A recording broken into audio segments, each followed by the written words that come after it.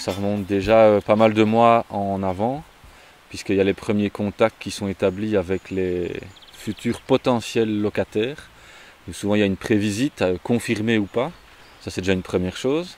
Et puis une fois qu'il y a un contrat potentiel qui se fait, alors là il y a différentes gestions administratives, il y a les contacts avec les communes, parce que nous on a des chartes de tranquillité à respecter, il y a les aspects gestion des poubelles, l'accès à l'eau, les différents services qu'on propose selon ce que veulent les différents camps.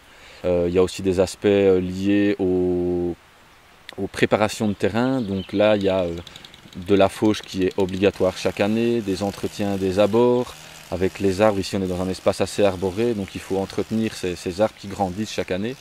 Il y a des clôtures parce qu'on a des problèmes en pleine forêt avec les sangliers, donc les terrains sont retournés. Et pour éviter qu'il y ait trop de chevilles qui soient blessées en été, on doit essayer de contrôler les sangliers qui retournent toute la prairie, après on aurait un champ de boue. Donc clôture, fauchage, préparation des conteneurs poubelles, le nettoyage aussi de l'endroit où on va pouvoir stocker les frigos, les denrées alimentaires, les chargeurs GSM. Allez, une grosse journée de boulot complète, on sait le faire, parfois 2 jours les gros entretiens. Si le camp est propre au niveau de l'herbe, c'est plus facile pour les camps après de nettoyer leurs déchets par exemple. S'il y a des papiers dans des hautes herbes, il y a toujours la vieille sardine, le cordage, la vieille barre en métal. Nous on passe avec la faucheuse, la machine est détruite.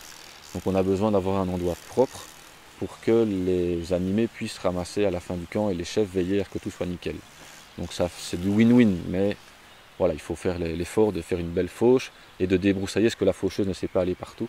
Il faut que chacun y mette du sien pour que le camp se passe au mieux. Le propriétaire doit bien bosser en amont et les personnes qui profitent de l'endroit de camp respectent ce qu'elles ont mis dans le contrat.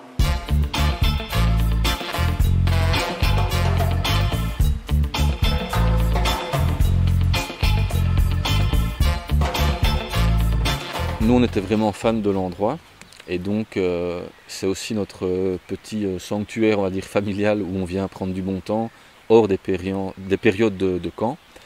Et donc ça nous fait aussi prendre conscience de l'importance de préserver l'endroit. Là c'est purement égoïste, c'est pour avoir un bel endroit et pas quelque chose qui soit saccagé.